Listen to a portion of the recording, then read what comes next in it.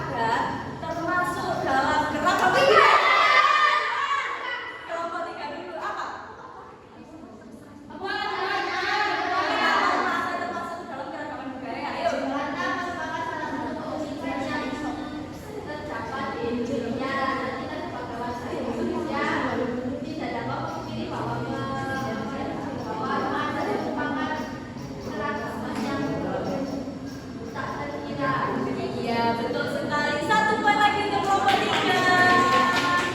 Berarti yang mendapat banyak kelompok mana? 3. Yang lain harus kecil hati karena nanti ada lagi ya. Selanjutnya, tadi kan kalian sudah membaca tentang keragaman budaya dan kearifan lokal. Kira-kira kalian tahu nggak bedanya keragaman budaya dan kearifan lokal itu apa? Tahu. Ya, apa bedanya? Keragaman budaya itu keunikannya terdapat di budaya ini dengan beragam bangsa yang lokal kearifan lokal itu dengan terdapat di masyarakat. Iya, betul sekali. Pintar Mbak Elisa. Jadi, kearifan budaya dan kearifan lokal itu adalah 2 hal yang berbeda, tapi tidak dapat terpisahkan. Karena dengan adanya kearifan lokal, pastinya juga ada keragaman budaya. Di dalam keragaman budaya juga mestinya ada kearifan lokal. Karena dalam keragaman budaya sendiri, contohnya dari sebuah daerah kalian, misalnya kalian dari sebuah daerah Jawa. Daerah Jawa mestinya mempunyai nilai-nilai luhur atau norma-norma dalam daerah, kan ya? Ya, jadi kearifan lokal dan keragaman budaya ini berbeda, tapi dalam lingkup yang sama. Nah, lalu mengapa rumah adat termasuk dalam keragaman budaya? Karena sebagai simbol kebersamaan dan keberagaman. Simbol kebersamaan itu maksudnya apa sih? Simbol kebersamaan itu contohnya seperti biasanya dalam adat Baduy contohnya. Biasanya ada upacara-upacara adat tertentu itu diselenggarakan di rumah adat tertua, atau biasanya ada pembakaran mayat itu biasanya juga dilakukan di rumah adat di daerah masing-masing. Lalu rumah adat menunjukkan identitas dari suatu suku bangsa. Karena saat kita berkunjung ke suatu daerah, kita melihat rumah adat tersebut.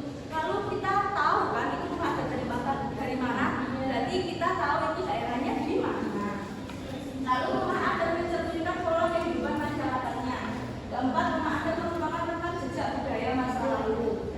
Lalu rumah adat di Indonesia sangat beragam bentuk dan maknanya karena dipengaruhi oleh beberapa pekerjaan dan juga pengaruh bangsa lain yang singgah di Indonesia. Tidak jarang rumah adat itu punah dimakan waktu. Biasanya ada yang tidak membuat rumah adat lagi, tapi membuat rumah estetik, rumah ala Belanda, rumah ala Jerman, dan lain-lain. Tapi rumah adat ini tetap ada. Biasanya dijadikan apa anak? Museum. Iya, museum. Terus dijadikan monumen di alun-alun biasanya kan ya. Jadi itu sebagai rekam jejak budaya masa lalu. Nah, setelah memahami tadi sudah paham tidak apa yang dijelaskan tadi? Selanjutnya ibu akan memberikan kalian LKPD yang akan dijadikan secara berkelompok. Tadi sudah tahu kan kelompoknya yang mana saja? Sudah. Kelompok 2 mana? Kelompok 3? Nah, tapi dalam pekerjaan LKPD ini kemarin kayaknya Mbak Ayu itu cerita sama ibu kalau dalam berkelompok itu tidak merata pembagian tugasnya ya. Ada yang mengerjakan, ada yang tidak. Jadi ibu akan membagikan setiap kelompok kalian itu peran. Perannya apa saja?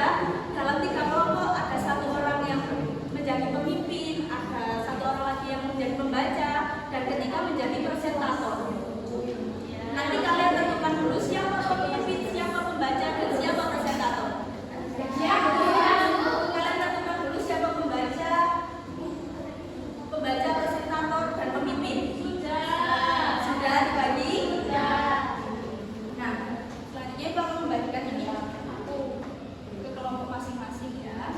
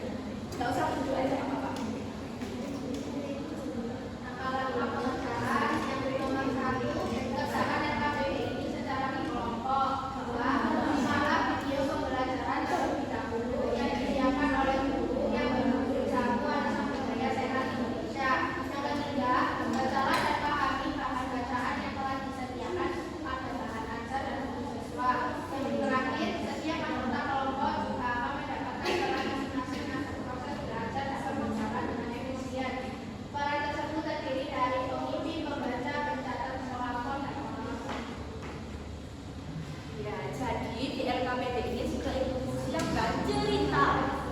Agar terhindarnya mencontek, Ibu memberikan setiap kelompok cerita yang berbeda-beda. Jadi cerita ini tentang keunikan yang ada di suatu daerah. Nah, di sini ada tugas satu. Tugas satu ini berisi kolom di mana kalian akan mengisi kebiasaan di lingkungan yang dilakukan turun-temurun dan tujuannya untuk apa. Lalu di tugas dua ada soal uraian yang berisi tentang pengalaman yang kalian peroleh dari cerita tersebut. Sudah siap anak? Sudah. Aku kasih waktu 20 menit untuk mengerjakan ya. Iya, Bu.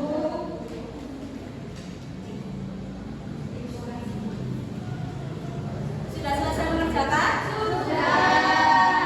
Ibu minta untuk yang kebagian sebagai presentator untuk maju ke depan dan membacakan hasilnya.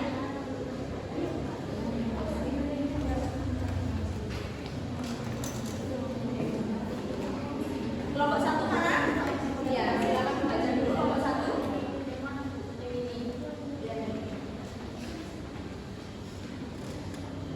Nomor 1, nama Rani, kebiasaan mereka yang dapat turun-temurun.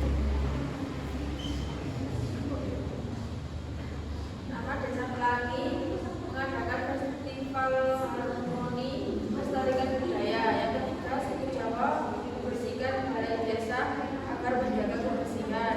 Yang keempat, budaya menari tarian khas Dayak sebagai simbol desa.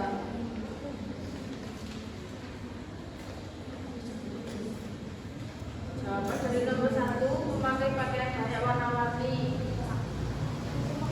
Ketiga, menjaga kerukunan dan saling menghormati. Keempat, tuturnya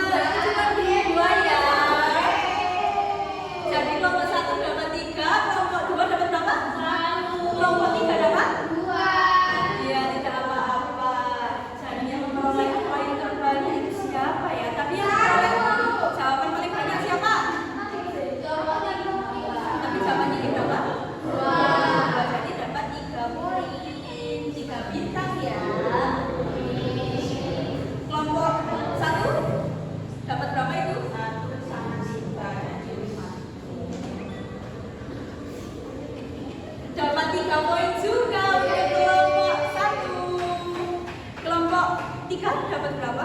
Kelompok 2